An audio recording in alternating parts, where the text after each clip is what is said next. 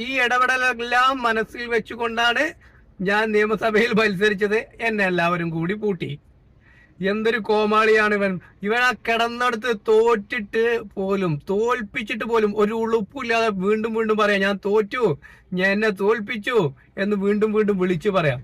ഒരു ചാണകം തിന്നുന്ന ഒരു അവസ്ഥ എന്ന് പറഞ്ഞാൽ ഇങ്ങനെ തന്നെ. ചന്ദനം ചാരിയ ചന്ദനം മണക്കുന്നു പറഞ്ഞ പോലെ ചാണകം തിന്ന ചാണകത്തിന്റെ മണം കേട്ടില്ലേ?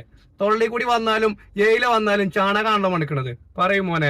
മറ്റൊരു നേട്ടവും എന്നെ സംബന്ധിച്ച് രാഷ്ട്രീയം കൊണ്ട് ഞാൻ ആഗ്രഹിക്കുന്നില്ല എന്നത് കൂടി മനസ്സിലാക്കണം. അതുകൊണ്ട് അവൻ രാഷ്ട്രീയം കൊണ്ട് ആകെ ആഗ്രഹിച്ചത് എന്താണ്?